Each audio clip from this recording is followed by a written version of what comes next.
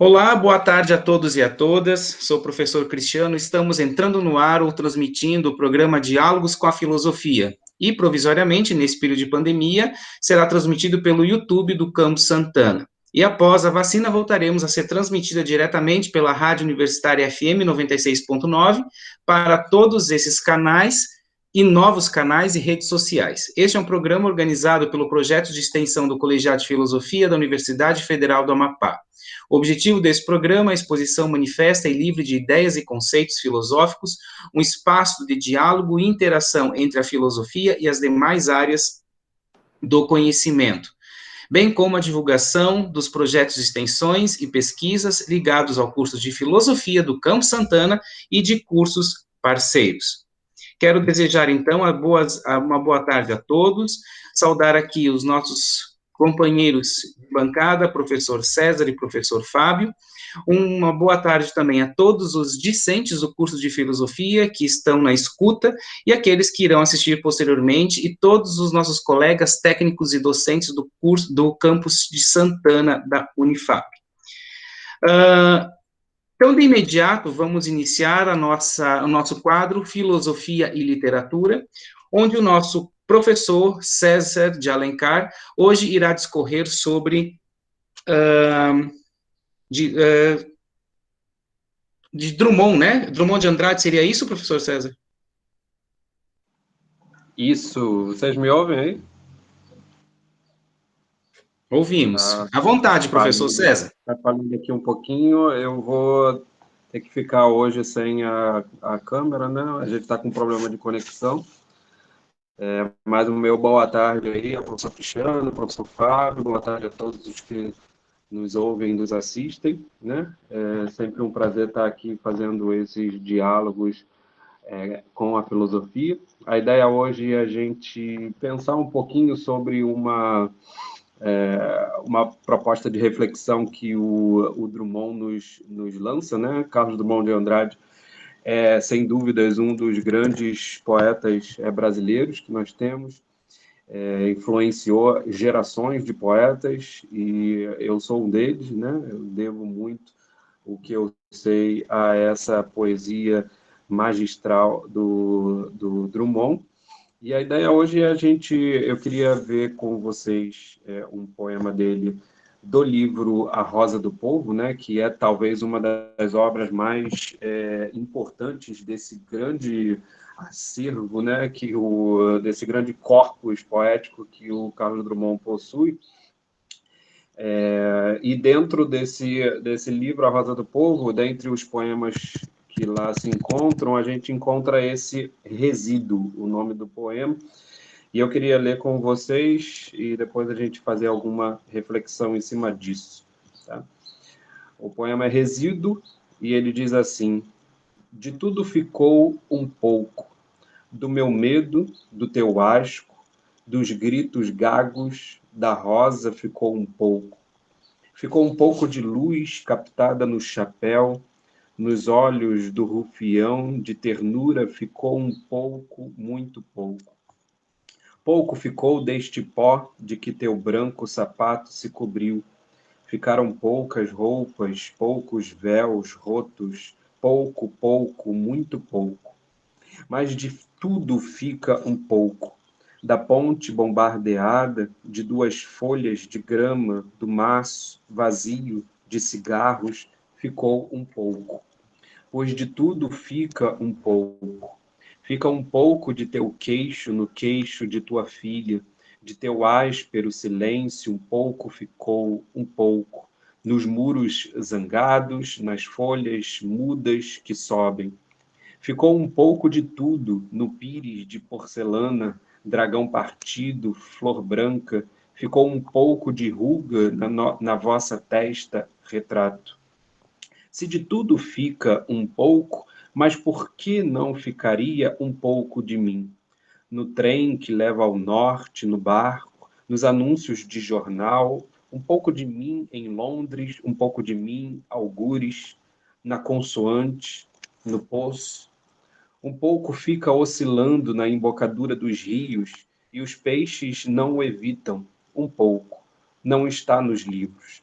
De tudo fica um pouco, não muito. De uma torneira pinga esta gota absurda, meio sal, meio álcool. Salta esta perna de rã, este vidro de relógio, partido em mil esperanças, este pescoço de cisne, este segredo infantil. De tudo ficou um pouco, de mim, de ti, de Abelardo, cabelo na minha manga, de tudo ficou um pouco. Vento nas orelhas minhas, simplório arroto, gemido, de víscera inconformada e minúsculos artefatos. Campânula, alvéolo, cápsula de revólver, de aspirina, de tudo ficou um pouco. De tudo fica um pouco. Ó, abre os vidros de loção e abafa, ó, o insuportável mau cheiro da memória. Mas de tudo terrível fica um pouco. E sob as ondas ritmadas, e sob as nuvens e os ventos, e sob as pontes e sob os túneis, e sob as labaredas e sob o sarcasmo, e sob a gosma e sob o vômito, e sob o soluço, cárcere, o esquecido, e sob os espetáculos, e sob a morte de escarlate, e sob as bibliotecas, os asilos, as igrejas triunfantes, e sob ti mesmo, e sob teus pés já duros, e sob os gonzos da família e da classe, fica sempre um pouco de tudo. Às vezes um botão, às vezes um rato. Eu acho essa poesia brilhante no intuito de o Carlos Drummond de Andrade mostrar para a gente como é que a gente não só, né, deixa vestígios daquilo que nós somos por aí, né, da mesma forma que os vestígios das coisas e das pessoas nos constituem em certa medida, né? A gente poderia dizer que somos constituídos pelos resíduos, né, que vai ficando, com os quais a gente vai se relacionando. E eu acho que a grande lição aqui que o Drummond nos convida a refletir sobre é exatamente pensarmos o que de resíduo nós deixaremos, né? O que nós queremos, de fato, deixar como um resíduo para aqueles que virão depois, em vista de relações humanas, em vista de obras, em vista de apenas uma maneira de ser e de viver, né? Então, acho que isso é bem interessante quando ele nos convida a essa reflexão. E, claro, com esse término um tanto surpreendente, né, ele reflete que de tudo fica um pouco, será que tudo fica um pouco? De fato, tudo fica um pouco, né? E aí, concluindo que, de fato, tudo fica um pouco, às vezes fica um botão, às vezes um rato, né? Dependendo daquilo que a gente deixa, pode ser apenas um ponto, né, em relação ao qual outras pessoas vão utilizá-lo, né, para a sua própria existência, a sua própria maneira de ser, mas às vezes o que é deixado é um ser asqueroso, né? Então, dependendo daquilo que a gente faça, daquilo que a gente deixe como legado, é importante que a gente pense, né, de fato, e quais são os resíduos que nos constituem e os resíduos que nós, de algum modo, pretendemos deixar para as futuras gerações, né? Dentro desse contexto todo em que nós temos passado aí, desde a pandemia, né, esses problemas relacionados à forma como o governo tem lidado com isso tudo, aumentando a angústia, aumentando o desespero, né, das pessoas, principalmente aqui no Brasil. Então, acho que pensarmos um pouco nessa condição residual, né, que nos está sobrando, de fato uma maneira de talvez pegarmos esse pouco que nos sobra, que nos resta, para tentarmos transformar algum pouco mais dessa realidade, né? Então fica aí a mensagem, a reflexão de Drummond para a gente nessa tarde.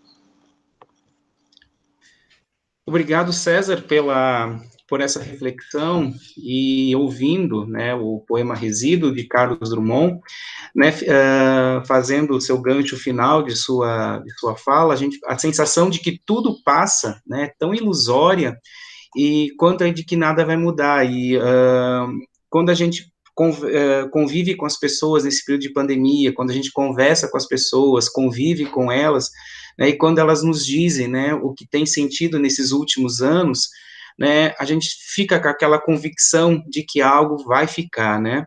Então, aquilo que nós estávamos conversando antes, a escola do meu filho não me acolheu, ou as marcas que me conquistaram e eu não vou ser mas não sou obrigado, não fui obrigado, né, a ter as promessas desse crescimento social nesse período da pandemia, que não está sendo honrada, né,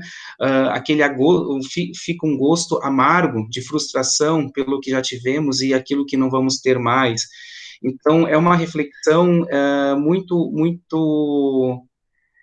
interessante, né? Porque de tudo fica um pouco, de tudo fica um pouco, né? A gente só espera que aquilo que fica, né, ou vai ficar, não seja como o próprio Drummond diz, né, um insuportável mau cheiro da memória, mas sim um ensinamento e que nos projeta para frente, né? Então é muito interessante. Eu agradeço, César, essa reflexão inicial do nosso programa de hoje. Fábio, você gostaria de fazer Eu algum queria comentário? só agradecer ao professor César por ter escolhido fazer a leitura e a análise de um dos poemas que eu mais gosto, do nosso querido Drummond. E, a título de nota de rodapé, contar para os nossos ouvintes que, enfim, o Drummond, ele era um pai absolutamente apaixonado pela Maria Julieta, que era filha dele, e inclusive, o Drummond morre uma semana depois, ou 10 dias depois da morte da filha. E eu tenho uma foto, acho que de um guardanapo, ou qualquer coisa muito precária, assim, que o Drummond escreve depois que ela morre. Ele escreve uma série de coisas, assim, uma espécie de um micropoema, ele rabisca tudo, e ao final só sobra o seguinte: hoje morre a pessoa que eu mais amei na vida. Fim. Nunca mais escreve nada e morre depois de uma semana. Então, o mineiro, além de ser um grande poeta, era um pai muito, muito apaixonado pela filha dele. Muito bacana, boa lembrança, né? Diante de toda uma obra vastíssima, né, que ele nos deixa, é como se o resíduo dele, né, aquilo que mais importava para ele na vida, tivesse sido perdido ali naquele momento, né? É bem Exatamente. bacana, né? Em outras palavras, é aquilo que o Platão fala, né? Aquilo que nós estamos fazendo aqui como nossa obra é apenas uma brincadeira, né? No fundo, o que mais importa é a vida, são as relações, são Sim, as situações, né, pelas quais passamos. sim, Muito concordo bacana essa totalmente. lembrança, pô. Eu que agradeço. Obrigado, César, Fábio, também pelas contribuições, né, desse poema de resíduo de Carlos Drummond de Andrade nessa tarde de hoje. Então, eu convido agora, né, com a pauta Filosofia e Cinema, e o nosso colega e amigo Fábio Zanoni vai fazer uma breve reflexão sobre a escrita de roteiros. Então, professor Fábio, a palavra é sua. César, querido, te agradecer mais uma vez pela acolhida sempre tão generosa, agradecer ao professor César pela interlocução constante e dizer que a Rauli, a professora Rauliette faz muita falta e que sem ela a gente, por mais que tente, não tem a mesma graça ao criticar o atual presidente genocida. Então, só fazer essa nota de rodapé para lembrar da ausência da nossa querida Raul.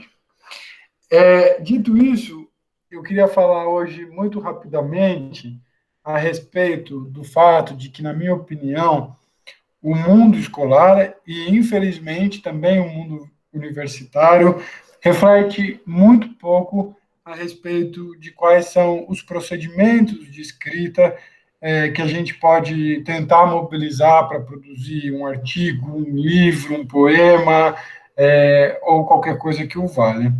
Eu tenho a impressão que, por mais que a gente não o diga, a nossa cognição é muito refém ainda de uma certa ideia de genialidade que insiste em apresentar o escritor ou o criador de obras em geral como o fundamento da sua própria discursividade, o que é uma loucura, porque todo o grande autor da história mundial sempre soube que qualquer texto é sempre o resultado de uma polifonia de vozes que estão funcionando no interior da construção de uma obra, né?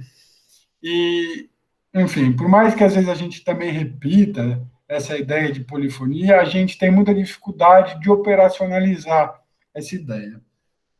Então, no intuito de tentar deixar mais claro o que a gente pode fazer para potencializar a nossa escrita, eu vou deixar aqui uma dica hoje, e é só mesmo isso que eu pretendo fazer aqui nessa breve conversa que a gente está estabelecendo agora. E a dica é a seguinte: talvez o primeiro gesto, mas não o único, para que a gente possa migrar da posição de leitor para a posição de produtor de narrativas, tenha a ver com a nossa capacidade de cancelar a preocupação com o referente. O que eu quero dizer com isso?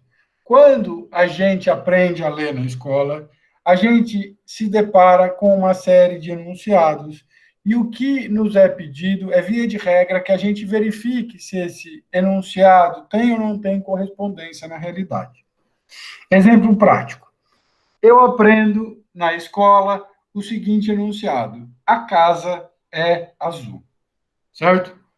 O meu primeiro gesto é tentar ver se aquilo que eu escrevi a respeito da minha casa, ou se aquilo que o coleguinha escreveu a respeito da casa dele, corresponde ou não à realidade.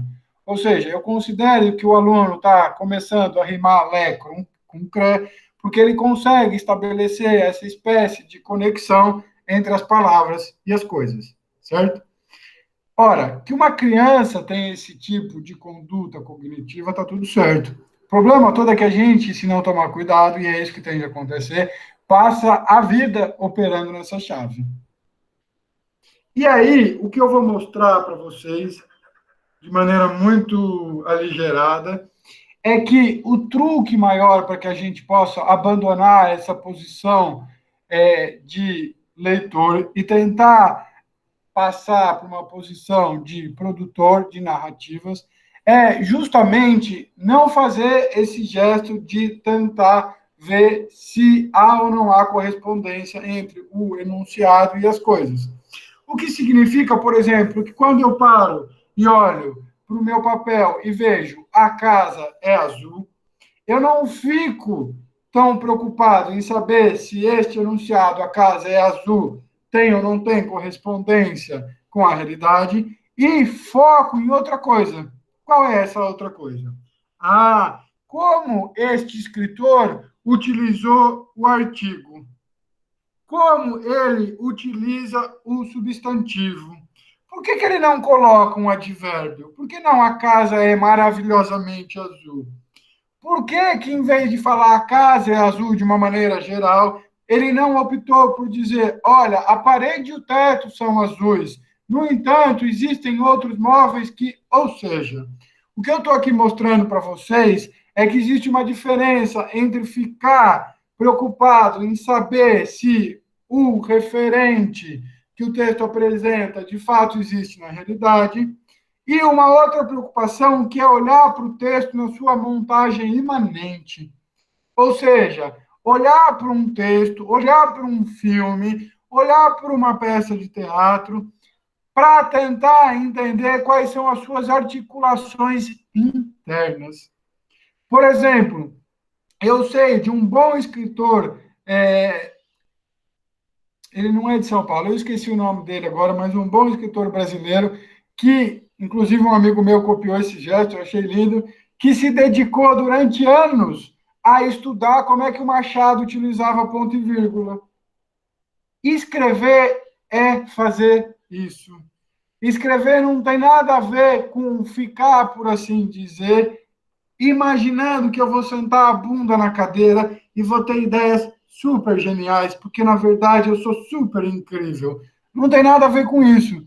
Escrever tem a ver, sobretudo, com dominar uma técnica. E para que a gente possa dominar essa técnica, é preciso saber como esses grandes escritores não são pessoas geniais. Eles são simplesmente, isso não é pouco, pessoas que dominam muito bem uma determinada técnica. Então, o que eu gostaria de dizer aqui hoje para vocês é que existe esse outro modo de se endereçar aos textos, aos filmes, ao teatro e a qualquer outro tipo de manifestação cultural que tem justamente a ver com privilegiar esse tipo de olhar, certo? E é justamente privilegiando esse tipo de olhar que a gente consegue ganhar instrumentais cognitivos que vão nos permitir fazer essa passagem para a posição de produtor de narrativas, certo?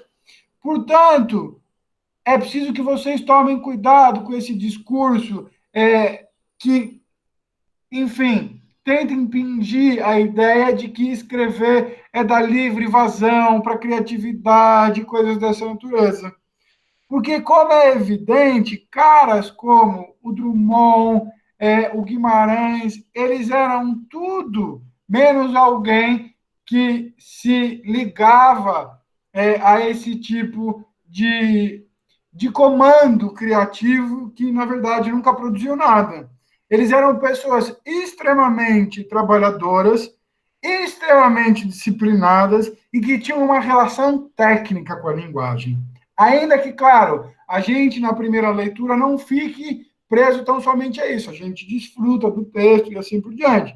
Mas é preciso saber que eles estavam desfrutando bem pouquinho na hora. O que eles estavam fazendo era justamente tendo o cuidado de produzir esse trabalho quase artesanal de produção do texto, certo? E, infelizmente, a gente tem poucas discussões na escola e na universidade sobre quais são esses processos artesanais que se encontram na base da produção de um texto potente, instigante, insuspeito e assim por diante. Enfim, só gostaria de terminar reforçando a ideia de que vale a pena vocês tentarem abdicar desse gesto que foi automatizado depois de anos de escolarização, que consiste precisamente em pular do enunciado para a realidade, a fim de verificar se o enunciado corresponde ou não à realidade. Não tenham essa pressa. A realidade não é tão interessante assim. Mais interessante é o texto mesmo. Então, fiquem lá, convivam com mais calma com o texto, sem ficar preocupado, pelo menos num primeiro momento, se esse texto tem validade objetiva ou não. O que importa é vocês entenderem como funciona o motor mesmo. Vejam lá, tentam sentir como é que funciona a peça, como é que o advérbio está sendo colocado, como é que o sujeito, sei lá, utiliza orações subordinadas e coisas dessa natureza. Esse trabalho, que é, por um lado, mais chato, é, por outro lado, o único trabalho capaz de transformar alguém em escritor. O resto, eu tenho certeza, é tudo conversa mole para vender livro, certo? Dito isso, gostaria mais uma vez de agradecer a companhia dos meus colegas e agradecer pela oportunidade de estar aqui enlouquecendo publicamente, falando as minhas bobagens, certo? Obrigado, Fábio, pelas contribuições.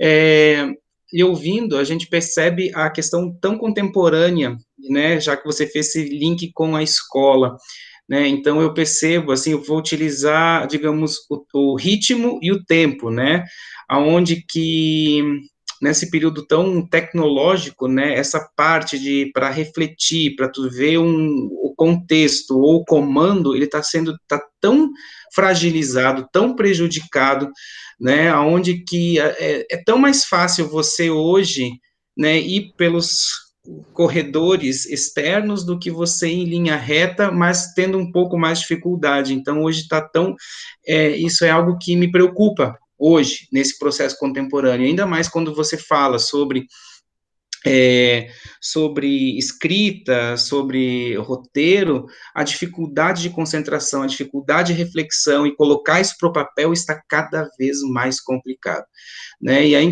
daí, fazendo um comparativo com escola, a gente percebe a tão quão é a defasagem, né, por parte da cobrança, e tão é a defasagem por parte também do retorno que se vê em cima disso, né? Então, as novas gerações aí terão dificuldades, né? E isso me entristece e me preocupa nesse sentido.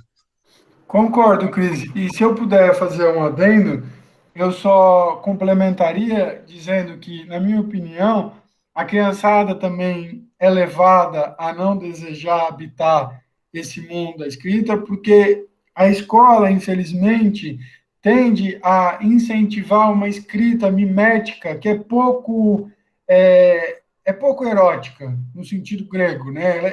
Ela atrai muito pouco, né?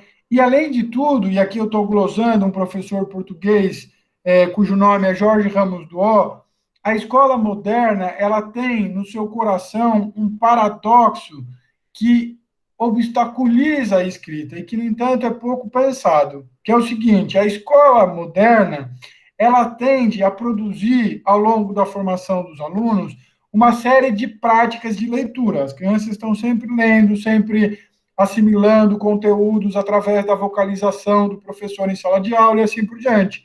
No entanto, elas escrevem muito raramente, elas escrevem quando elas têm que responder a prova.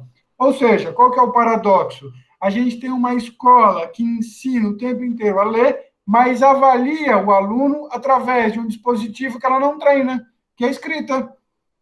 Então, tem um paradoxo no coração da escola moderna que faz com que os alunos simultaneamente desejem a escrita, porque eles desejam, eles escrevem mandando figurinha e tal, mas eles têm esse desejo de se comunicar bem. Mas, ao mesmo tempo, tem uma fobia, porque eles não foram treinados a escrever. Escrever não tem nada de genialidade, escrever é uma técnica, que ou você pratica essa competência ou não. Só que a escola, que é um espaço que deveria estimular o exercício dessa competência, não cria muitas ocasiões para esse tipo de exercício, né? Infelizmente, e é verdade, a gente avalia pela escrita e cobra na parte da, né, em outros, e aí e isso gera um desconforto, a gente percebe, até nós já estamos na geração de 80, 90, né, não tão longe assim, mas a gente já percebe, às vezes, essa defasagem na gente mesmo. Então, imagina agora essas novas gerações que vêm, então fica tudo mais fragmentado, fragilizado, então é algo que nós temos que pensar e deveria criar alternativas, metodologias alternativas para que começasse aos poucos, né, porque as coisas não vêm da noite para o dia, mudar essa estrutura, né. Concordo.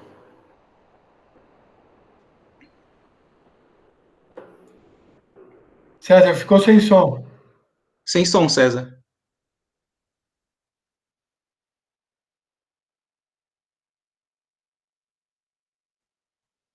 Ou pode ser a questão da conexão também, mas ainda não.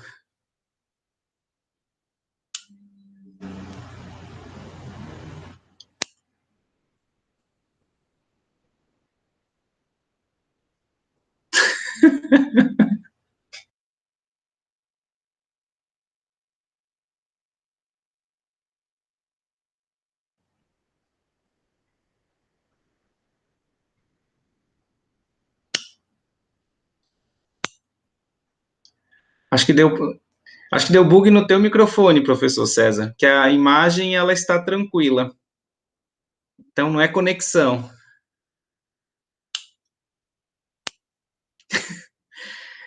Tá certo, então. Então eu quero só, né, após essa explanação do professor César, que nos trouxe hoje Carlos Drummond, o professor Fábio, que trouxe reflexões sobre a escrita de roteiro, e hoje, né, então quero também aqui, antes de encerrar o programa, eu quero saudar a nossa coordenadora do projeto, Diálogos com a Filosofia, a professora Rauliette, que hoje, infelizmente, ela não pôde se fazer presente em virtude de questões pessoais, mas fica o nosso abraço, nosso carinho, né, e a ela, e que estamos sentindo falta. Faço também. Me ouvem aí agora? Agora sim, professor César. Oi. Tá com um delay, mas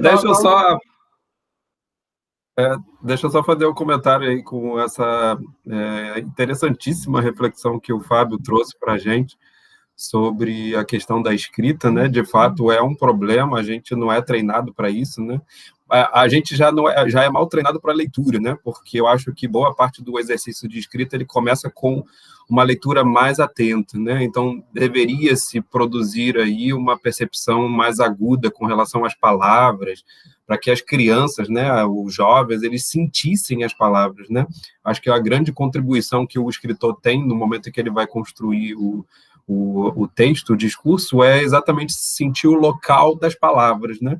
Então, falta leitura em voz alta, para que as crianças sintam o som, ouçam o som, ouçam a vinculação entre uma palavra e outra para a construção de frases, porque isso dá ritmo, né? Uma parte da escrita importante é a parte do ritmo, da própria melodia do texto, então acho que isso daí é fundamental.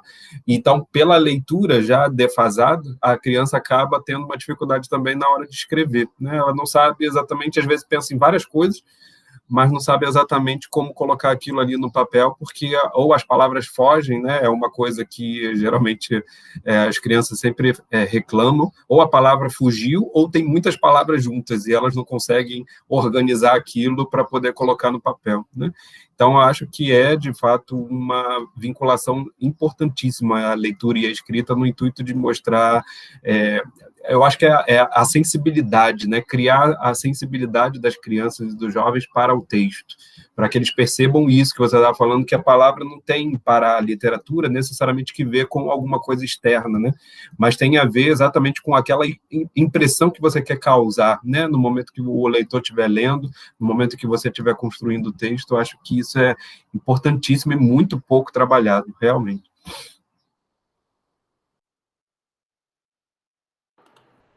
Concordo plenamente. E uma observação que o professor César colocou agora, que me parece bastante acertada e bastante importante, é que, por exemplo, a atenção voltada para o aspecto rítmico de um enunciado, de um texto, na minha opinião, já demonstra, por assim dizer, a preocupação com a produção de um sujeito por vir que vai ser capaz de escrever, porque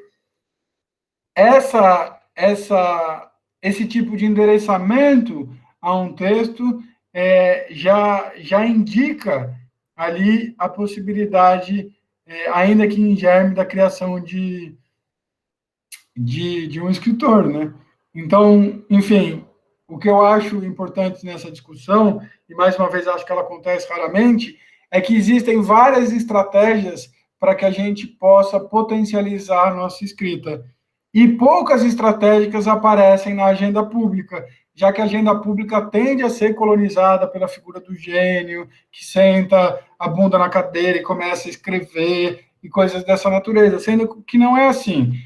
Todo escritor tem arquivos e arquivos, todo escritor tem outros escritores de referência, todo escritor, por exemplo, gosta ou não, mas, enfim, são estratégias de ler em voz alta para ver como é que aquilo está ficando. Ou seja, existe um longo debate na tradição ocidental a respeito de possíveis atitudes que a gente pode adotar para escrever mais e melhor. E, no entanto, a gente escuta muito sobre a leitura emancipa, a leitura vai criar cidadãos, mas a conexão entre leitura e escrita há uma espécie de afasia geral da nossa sociedade, ainda que, claro, a gente encontra pessoas falando sobre isso, mas há uma diferença enorme entre a atenção que é dada à leitura e a atenção que é dada à escrita. Parece que a escrita é uma coisa menor, assim, que isso não faz parte, ou não deve fazer parte das nossas ambições democráticas, que a gente tem que parar ali na leitura, assim. Querer que as pessoas escrevam já é já é um excesso, assim, sabe? Enfim, infelizmente. Só para dar um testemunho pessoal, eu de fato percebi essa dificuldade, né? Se eu não me engano, eu tinha ali uns 17, 18 anos, tinha começado a estudar para concurso e aí vi a importância do português. Então eu fui entrar num cursinho de português particular, né? E eu tive a sorte de encontrar um curso de português que era feito por mestres da língua, né? Os caras eram fantásticos, assim, não só no domínio da gramática, mas também em trazer uma compreensão interessante da construção da frase, do verso, né, para poder ilustrar, a partir da literatura, mecanismos de criação escrita, né? Mas eu também tive, por isso que eu indiquei essa coisa da sonoridade das palavras, né? Porque eu percebi que muito da poesia deriva disso, dessa sonoridade das palavras. Então, eu, numa loucura juvenil, eu fiz o exercício, né, sozinho, de ler o livro Eurico o Presbítero, né? Não sei se vocês conhecem esse livro, é muito antigo, do escritor português Alexandre Herculano, do qual eu não entendia bulhufas, né? Porque o livro é complicadíssimo, com aquele português arcaico, né? Mas eu achei interessantíssimo o exercício de ler em voz alta o livro. Então, eu li o livro em voz alta todinho, né? Eu não entendi o livro, se você me perguntar. Até hoje eu não voltei ao livro, né? Então, se você me perguntar qual é a história, eu não sei. Só que eu sei que aquele exercício ele me favoreceu enormemente para compreender não só o mecanismo da língua, mas também essa sonoridade, né?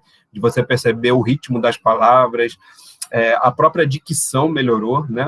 Eu era muito tímido e tal, e a própria dicção ela melhorou no momento que eu li em voz alta e tal. Então, a gente só tem a ganhar. Eu acho que, mesmo que a gente perceba essas deficiências na escola, na universidade, se a gente encontrar alguns caminhos, a gente pode aí, claro que exige talvez um pouco mais de força de vontade, né?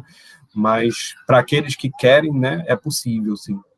A dica é o Eurico Presbítero do Alexandre Herculano.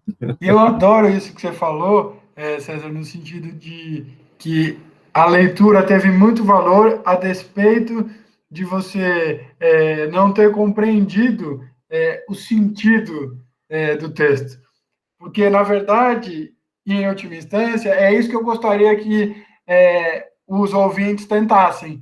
Não importa se eu estou entendendo, importa a construção interna. Primeiro isso, depois eu vejo a questão do sentido. Eu, inclusive, gostaria de contar muito rapidamente uma anedota que eu escutei uma vez, enfim, não sei se é uma anedota ou não, mas escutei isso da própria boca do Lambo Antunes, uma vez, que é um grande escritor português, que ele foi dar uma espécie de palestra lá em Lisboa, e aí, claro, quando soube, aproveitei a chance para vê-lo falando ao vivo, porque eu acho ele um monstro, acho ele bom demais. E aí tinha um brasileiro na plateia que perguntou para ele a respeito das influências que ele teve e se o Guimarães era uma influência. Ele falou que sem dúvida. Só que ele nunca tinha entendido o Grande Sertão, ele não sabia sobre o que era o Grande Sertão. Ele amava ler, ele achava que era um dos autores mais brilhantes da história, mas ele não sabia o que era o enredo da história. Se ele brincou, se alguém me perguntar, eu falar o que é, sobre o que o Grande Sertão? Não sei, mas leia, porque é maravilhoso. Isso mostra um pouco um certo tipo de cognição de um escritor, né? Eu não estou muito preocupado com o conteúdo da narrativa, estou preocupado com a forma, né? Com o tipo de ligação que ele faz e coisas dessa natureza, né? Enfim. Que conversa gostosa, né? Então, fazendo só um fechamento, a gente percebe quanto que a leitura ela é algo importante para a vida, né? Estimula a criatividade, trabalha a nossa imaginação, exercita a nossa memória e contribui também para, além do crescimento do nosso vocabulário, melhora a nossa escrita. Então, é um componente indispensável hoje no processo de nosso desenvolvimento intelectual.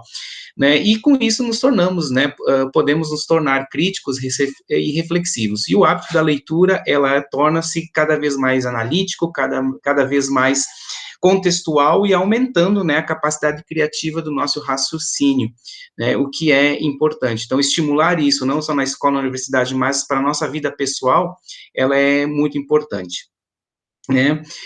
Então, mediante as falas hoje das contribuições, né, do professor César com a poesia de Drummond, o professor Fábio trazendo as reflexões sobre a escrita de roteiro, e após, né, as nossas reflexões, contribuições, eu quero novamente aqui, antes de encerrar, né, saudar a nossa coordenadora do projeto, a professora Raulete, que nos faz presente hoje em função de questões pessoais, mas sinta-se abraçada, acalorada e sentimos a sua falta. E, mediante disso, no próximo programa, tenho certeza que ela estará de volta, juntamente com o seu projeto Ribeirinhos, né, linkado ao projeto Diálogos com a Filosofia. Então, encerrando o nosso programa, né, eu também quero agradecer aqui a presença do professor Fábio, do professor César, em ter realizado esse programa de hoje, no dia 13 de maio, e, nesse sentido, encerrando o nosso programa, realizado, então, pelo projeto de extensão do curso de Filosofia da Unifap. Você acompanha, compartilha, interage com o nosso programa em tempos de pandemia através do YouTube do Campus Santana, em nossas páginas, tanto do Facebook e do Instagram. Né, na apresentação, o professor Cristiano Ricardo, hoje com a presença do professor César de Alencar e o professor Fábio Zanoni. Esse projeto está coordenado pela professora Raulete Diana, coordenação do Colegiado de Filosofia, professor Afrânio Patrocínio, e o diretor do Campus Santana, professor Cristiano Ricardo. Aqui eu quero agradecer a todos que assistiram e aqueles ainda que irão assistir posteriormente. E muito brevemente, pelas redes sociais, estaremos divulgando o nosso próximo programa. Então, eu desejo a vocês uma boa tarde, um bom final de semana e até o próximo programa.